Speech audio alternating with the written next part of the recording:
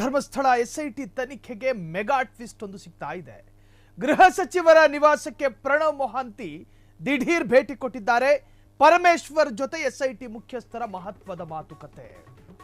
Dharmasthala investigation ವಿಚಾರಕ್ಕೆ big twist ಇದು. ರಾಜ್ಯದ ಹೋಮ್ ಮಿನಿಸ್ಟರ್ ನಿವಾಸಕ್ಕೆ ಪ್ರಣವ್ ಮೊಹಾಂತಿ ದಿಢೀರ್ ಭೇಟಿ ಕೊಟ್ಟಿದ್ದಾರೆ. ಪರಮೇಶ್ವರ್ ಜೊತೆ ಎಸ್ಐಟಿ ಮುಖ್ಯಸ್ಥರ ಮಹತ್ವದ ಮಾತುಕತೆ. ಎಸ್ಐಟಿ ತನಿಖೆಯ ಬೆಳವಣಿಗೆಗಳ ಬಗ್ಗೆ ಪರಂಗೆ ಮಾಹಿತಿ. ಧರ್ಮಸ್ಥಳ ಷಡ್ಯಂತ್ರ ಆರೋಪ ಕುರಿತು ಕೂಡ ಚರ್ಚೆ. ಇದು ಅತ್ಯಂತ ಮಹತ್ವದ ಸುಳಿವಿದು. ನಿನ್ನೆ ನಡೆದ ನ್ಯಾಯ ಸಮಾವೇಶದ ಬಗ್ಗೆಯೂ ಕೂಡ ಚರ್ಚೆಯಾಗಿದೆ. ಮುಂದಿನ ತನಿಖೆಯ ಬಗ್ಗೆ ಗೃಹ ಸಚಿವರ ಜೊತೆಗೆ ಮಂಥನ, ಸುದೀರ್ಘ ಚರ್ಚೆ. ಮೊಹಾಂತಿ ಭೇಟಿ ಬಳಿಕ ದಿಢೀರ್ ಹೊರಗೆ ಹೋದ ಪರಮೇಶ್ವರ್. ಅರ್ಜೆಂಟ್ ಆಗಿ ಮುಖ್ಯಮಂತ್ರಿ ಭೇಟಿಗೆ ತೆರಳಿದ ಪರಮೇಶ್ವರ್. ಕುತೂಹಲ ಮೂಡಿಸಿದ ಗೃಹ ಸಚಿವ ಪರಮೇಶ್ವರ್ ನಡೆ. ರಾಜ್ಯದ ಗೃಹ ಸಚಿವರ ಮನೆಗೆ ಸ್ಪೆಷಲ್ ಇನ್ವೆಸ್ಟಿಗೇಷನ್ ಟೀಮಿನ ಮುಖ್ಯಸ್ಥ ಪ್ರಣವ್ ಮೊಹಾಂತಿ ಹೋಗ್ತಾರೆ. ಗೃಹ ಸಚಿವರನ್ನ ಪ್ರತ್ಯೇಕವಾಗಿ ಭೇಟಿ ಮಾಡ್ತಾರೆ. ಆತುರಾತುರದಲ್ಲಿ ಪ್ರಣವ್ ಮೊಹಾಂತಿ ಕೊಡುವ ವರದಿಯನ್ನ ಕೇಳಿಸಿಕೊಂಡ ರಾಜ್ಯ ಗೃಹ ಸಚಿವರು ಮನೆಯಿಂದ ಹೊರಗೆ ಬರ್ತಾರೆ. ಒಂದು ತರಹದ ಗಡಿಬಿಡಿಯಿಂದ ಹೊರಗೆ ಬಂದು ಗೃಹ ಸಚಿವರು ಹೋಗಿದ್ದು ಸಿದ್ದರಾಮಯ್ಯರನ್ನ ಭೇಟಿ ಮಾಡೋದಕ್ಕೋ ಅಥವಾ ಮೊಹಾಂತಿ ಕೊಟ್ಟಂತಹ ಅತಿ ಮಹತ್ವದ ವರದಿಯ ಬಗ್ಗೆ ಚರ್ಚಿಸೋದಕ್ಕೋ. ಈ ಬೆಳವಣಿಗೆಯಲ್ಲಿ ನಿನ್ನೆ ದಿನ ನ್ಯಾಯ ಸಮಾವೇಶವು ಚರ್ಚೆಯಾಗಿರಬಹುದಾ?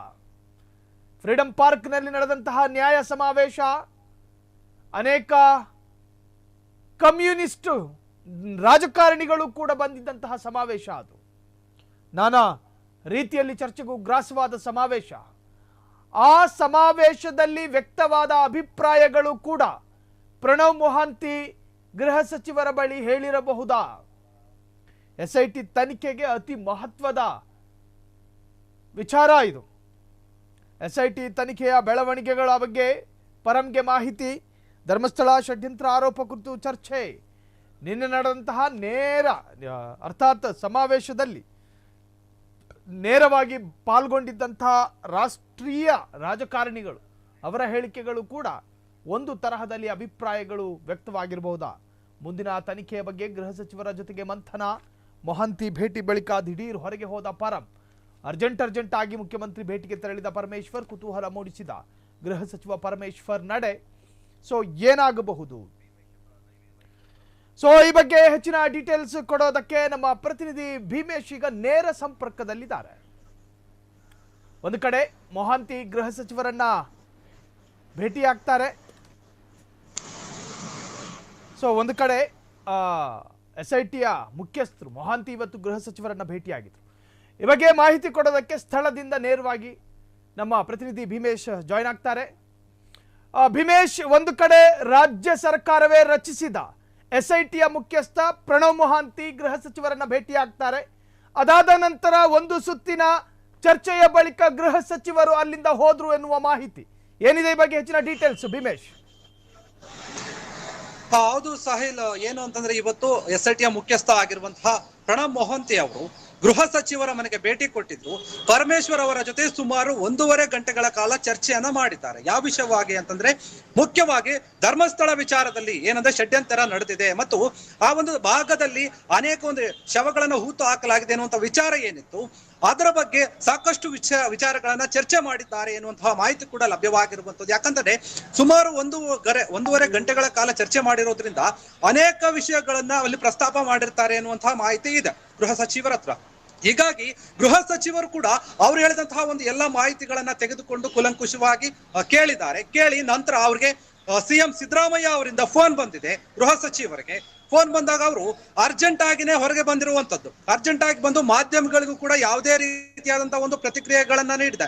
ಇಲ್ಲ, ಸಿಎಂ ಅವರು ನನಗೆ ಕರೆದಿದ್ದಾರೆ, ಕಾಲ್ ಮಾಡಿದ್ದಾರೆ, ನಾನು ಬೇಗ ಹೋಗ್ಬೇಕು, ಅರ್ಜೆಂಟ್ ಆಗಿದೆ, ಮೀಟಿಂಗ್ ಇದೆ ಅಂತ ಹೇಳ್ಬಿಟ್ಟು ಅರ್ಜೆಂಟ್ ಅಲ್ಲಿನೇ ಗೃಹ ಸಚಿವರು ಹೋಗಿರುವಂತದ್ದು. ಆ ನಂತರ ನಾನು ಮಾತನಾಡ್ತೇನೆ, ನಿಮಗೆ ಸಿಎಂ ಭೇಟಿಯ ಬಳಿಕ ನಿಮ್ಗೆ ಎಲ್ಲ ಮಾಹಿತಿಯನ್ನ ಕೊಡ್ತೇನೆ ಅಂತ ಹೇಳಿರುವಂತದ್ದು. ಇದನ್ನ ನೋಡಿದಾಗ ಏನಾಗುತ್ತೆ ಅಂತಂದ್ರೆ ಮೊಹಾಂತಿ ಅವರ ಜೊತೆ ಬರೀ ಒಂದು ಈ SIT ತನಿಖೆಯನ್ನು ಮಾಡ್ತಾ ಇದೆ ಷಡ್ಯಂತ್ರ ಬಗ್ಗೆ ಅದು ಮಾತ್ರ ಅಲ್ಲ, ಇನ್ನು ಅನೇಕ ವಿಚಾರಗಳನ್ನ ಮಾತಾಡಿದ್ದಾರೆ ಎನ್ನುವಂತಹ ಮಾಹಿತಿ ಕೂಡ. ಯಾಕಂದ್ರೆ ನಿನ್ನೆ ಅಷ್ಟೇ ಫ್ರೀಡಂ ಪಾರ್ಕ್ ನಲ್ಲಿ ನ್ಯಾಯ ಸಮಾವೇಶ ನಡೆದಿತ್ತು, ಅದರ ಬಗ್ಗೆ ಕೂಡ ಮಾತಾಡಿರುವಂತಹ ಒಂದು ಮಾಹಿತಿ ಇದೆ. ಯಾಕಂದ್ರೆ ಸುಮಾರು ಜನ ಸೇರಿದ್ರು, ಧರ್ಮಸ್ಥಳ ಒಂದು ಸೌಜನ್ಯ ಹೋರಾಟಗಾರರಾಗಿರ್ಬೋದು, ಮತ್ತೆ ಬೇರೆ ಬೇರೆ ಏನಿದ್ದಾರೆ ಎಲ್ಲ ಹೋರಾಟಗಾರರಿದ್ದು, ಅದ್ರ ಬಗ್ಗೆ ಕೂಡ ಮೊಹಂತಿ ಅವರು ಮಾತಾಡಿರ್ಬೋದು ಎನ್ನುವಂತಹ ಮಾಹಿತಿ ಇದೆ ಗೃಹ ಸಚಿವರ ಹತ್ರ. ಹೀಗಾಗಿ ಗೃಹ ಸಚಿವ ಪರಮೇಶ್ವರ್ ಅವರು ಎಲ್ಲಾ ಮಾಹಿತಿಯನ್ನ ಮೊಹಂತಿ ಅವರಿಂದ ಪಡೆದುಕೊಂಡು ಅವರು ಮುಖ್ಯಮಂತ್ರಿ ಅವರ ಹತ್ರ ತೆರಳಿರುವಂತದ್ದು. ಇದ್ರ ಬಗ್ಗೆ ಕೂಡ ಮುಖ್ಯಮಂತ್ರಿ ಅವರ ಹತ್ರ ಕೂಲಂಕುಷವಾಗಿ ಚರ್ಚೆಯನ್ನ ಮಾಡಿ ಆ ನಂತರ ಏನ್ ಮಾಡ್ಬೇಕು, ಇನ್ನು ತನಿಖೆಯನ್ನ ಯಾವ ರೀತಿಯಾಗಿ ಮುಂದುವರಿಸಬೇಕು, ಯಾವ ಆಯಾಮದಲ್ಲಿ ಮಾಡಬೇಕು, ಈ ಒಂದು ವಿಚಾರದಲ್ಲಿ ಏನ್ ಆಗ್ತಾ ಇದೆ, ದಿನಕ್ಕೊಂದು ಬೆಳವಣಿಗೆ ಆಗ್ತಾ ಇದೆ, ದಿನಕ್ಕೊಂದು ಮಾಹಿತಿಗಳು ಹೊರಗೆ ಬರ್ತಾ ಇವೆ, ಅನೇಕ ಜನರು ಮಾತನಾಡ್ತಾ ಇದ್ದಾರೆ. ಈ ಹಿಂದೆ ಕೂಡ ತಿಮರೋಡಿ ಅವರು ಒಂದು ವಿಡಿಯೋಗಳನ್ನ ಪಾರ್ಟ್ ವೈಸ್ ಆಗಿ ಬಿಟ್ಟಿದ್ರು, ಅದರ ಬಗ್ಗೆ ಕೂಡ ಮಾತಾಡಿರುವಂತಹ ಒಂದು ಮಾಹಿತಿ ಇದೆ. ಹೀಗಾಗಿ SIT ಒಂದು ತನಿಖೆ ಮತ್ತಷ್ಟು ತೀವ್ರಗೊಳ್ಳಬಹುದು ಎನ್ನುವಂತಹ ಮಾಹಿತಿ ಇದೆ. ಸಾಹಿಲ್, ಅತಿ ಮಹತ್ವದ ಬೆಳವಣಿಗೆಗಳು ಇದು ಭೀಮೇಶ್. ಒಂದ್ ಕಡೆ ಚಿನ್ನಯ್ಯನನ್ನ ಆರೋಪಿ ಎಂದು ಈಗಾಗಲೇ ಕಾರಾಗೃಹಕ್ಕೆ ಕಳುಹಿಸಲಾಗಿದೆ. ಅದಾದ ನಂತರ ಇದೇ ಹೋರಾಟದಲ್ಲಿ ಪಾಲ್ಗೊಂಡಿದ್ದ ಮಹೇಶ್ ಶೆಟ್ಟಿ ತಿಮರೋಡಿಗೆ ಗಡೀಪಾರು ಆದೇಶ. ಅದಾದ ನಂತರ ನಿನ್ನೆ ನಡೆದಂತಹ ಬೆಳವಣಿಗೆ, ಫ್ರೀಡಂ ಪಾರ್ಕ್ನಲ್ಲಿ ಸಾಕಷ್ಟು ಕಮ್ಯುನಿಸ್ಟ್ ನಾಯಕರನ್ನೊಳಗೊಂಡ ಸಮಾವೇಶ. ನೋಡಿ, ಕಮ್ಯುನಿಸ್ಟ್ ನಾಯಕರು ಈ ಒಂದು ಹೋರಾಟದಲ್ಲಿ ಮಧ್ಯಪ್ರವೇಶ ಮಾಡ್ಕೊಂಡಾಗ ಅದರ ರೂಪಗಳು ಬದಲಾಗ್ತವೆ, ಸಮಾಜದಲ್ಲಿ ಬೇರೆ ತರಹದಲ್ಲಿ ಚರ್ಚೆಗೂ ಕೂಡ ಕಾರಣವಾಗುತ್ತೆ. ಬಹುಶಃ ನಿನ್ನೆ ನಡೆದಂತಹ ಸಮಾವೇಶದ ಕುರಿತು ಕೂಡ ಮೊಹಂತಿ ಅವರು ಅಭಿಪ್ರಾಯವನ್ನು ವ್ಯಕ್ತಪಡಿಸಿರಬಹುದಾ ಅಂತ. ಹೌದು ಸಾಹಿಲ್, ಏನು ಅಂತಂದ್ರೆ ಅನೇಕ ಬೆಳವಣಿಗೆಗಳು ಆಗ್ತಾ ಇದೆ. ಮುಖ್ಯವಾಗಿ ಏನಂದ್ರೆ ಈ ಒಂದು ಧರ್ಮಸ್ಥಳ ಪ್ರಕರಣದಲ್ಲಿ SIT ತನಿಖೆ ಮಾಡ್ತಿದ್ರು ಕೂಡ ಅನೇಕರು NIA ತನಿಖೆಗೆ ವಹಿಸಬೇಕು, ಇದರಲ್ಲಿ ಏನೋ ಒಂದು ಲೋಪದೋಷ ಇದೆ, ಸರಿಯಾಗಿ SIT ತನಿಖೆಯನ್ನ ಮಾಡ್ತಾ ಇಲ್ಲ ಅನ್ನೋ ಆರೋಪ ಕೇಳಿ ಬಂದಿತ್ತು.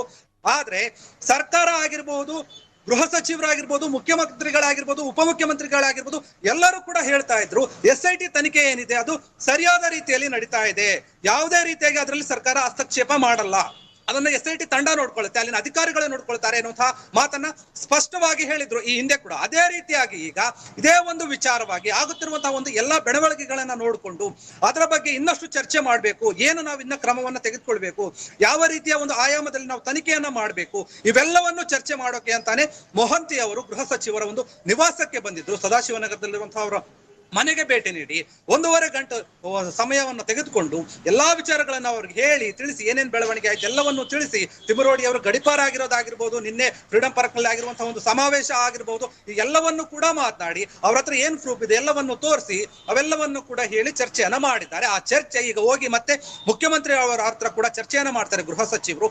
ಆ ನಂತರ ಮುಖ್ಯಮಂತ್ರಿಗಳು ಮತ್ತೆ ಗೃಹ ಸಚಿವರು, DCM ಅವರು ಏನ್ ಮಾಡ್ತಾರೆ, ಇವರೆಲ್ಲರೂ ಕೂಡ ಚರ್ಚೆ ಮಾಡಿದ ನಂತರ ಈ ಒಂದು ತನಿಖೆಯ ಒಂದು ಆಯಾಮವನ್ನ ಹೆಚ್ಚಿಸಬೇಕಾ ಅಥವಾ ಯಾವ ರೀತಿಯಾಗಿ ಮಾಡಬೇಕು, ಇಲ್ಲ ಏನಾದ್ರೂ ಅಗತ್ಯ ಬಿದ್ರೆ ಬೇರೆ ಒಂದು NIA ಏನಾದ್ರು ವಹಿಸಬೇಕು, ಇವೆಲ್ಲವನ್ನು ಕೂಡ ಚರ್ಚೆ ಆಗ್ತಾ ಹೋಗುತ್ತೆ. ಈ ಒಂದು ವಿಚಾರವಾಗಿ ಇದೊಂದು ಭೇಟಿ ಕೊಟ್ಟಿರುವಂತದ್ದು ಮಾತ್ರ ಮಹತ್ವದ ಬೆಳವಣಿಗೆ ಅಂತ ಹೇಳಲಾಗ್ತಾ ಇದೆ. ಥ್ಯಾಂಕ್ ಯು ಭೀಮೇಶ್ ತಮ್ಮೆಲ್ಲ ಡೀಟೇಲ್ಸ್ಗೆ. ಈ ಹಿಂದೆ ಸಾಕಷ್ಟು ಸರ್ಕಾರದ ಮೇಲೂ ಕೂಡ ಒತ್ತಡಗಳಿತ್ತು. SIT ತನಿಖೆಯನ್ನ ಅರ್ಧಕ್ಕೆ ಮೊಟಕು ಮಾಡಿ ಉನ್ನತ ತನಿಖಾ ತಂಡಕ್ಕೆ ಕೊಡಬೇಕು ಅನ್ನೋ ಜನಾಗ್ರಹ ಒಂದು ವರ್ಗದ ಅದು ವಾದ ಆಗಿತ್ತು. ಸೊ ಇದು ಕೂಡ ಪರೋಕ್ಷವಾಗಿ ಸರ್ಕಾರಕ್ಕೆ ಒತ್ತಡನೇ. ಮತ್ತೊಂದು ಕಡೆ ಸ್ಥಗಿತಗೊಂಡಂತಹ ಉತ್ಖನನ ಪ್ರಾರಂಭ ಆಗಬೇಕು, ಮತ್ತೊಂದು ವಿಭಾಗದ ವಾದ. ಈ ವಾದ ಮತ್ತು ಪ್ರತಿವಾದಗಳ ನಡುವೆ ಆಡಳಿತಾರೂಢ ಸರ್ಕಾರ ಇಕ್ಕಟ್ಟಿಗೆ ಸಿಕ್ಕಿ ಹಾಕಿಕೊಳ್ಳುವ ಸನ್ನಿವೇಶ ನೋಡಿ. ಒಂದು ಸರ್ಕಾರದ ಗೃಹ ಇಲಾಖೆ ತೆಗೆದುಕೊಂಡ ಅಧಿಕೃತ ನಿರ್ಧಾರಗಳು ಸಮಾಜದಲ್ಲಿ ಪರವಿರೋಧ ಚರ್ಚೆಗೂ ಕಾರಣವಾಗ್ತವೆ.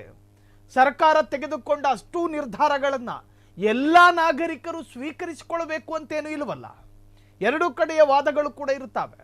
ಸೊ ಇದೆಲ್ಲದರ ನಡುವೆ SITಯ ಮುಖ್ಯಸ್ಥ ಪ್ರಣವ್ ಮೊಹಾಂತಿ ಗೃಹ ಸಚಿವರ ನಿವಾಸಕ್ಕೆ ಭೇಟಿ ಕೊಡ್ತಾರೆ. ಅದು ಕೂಡ ತುರ್ತಾಗಿ ಒಂದು ಸುತ್ತಿನ ಮಾತು ನಡೆದ ನಂತರ ಅಲ್ಲಿಂದ ಹೋಮ್ ಮಿನಿಸ್ಟರ್ ಕಾಲ್ ಕೀಳುತ್ತಾರೆ.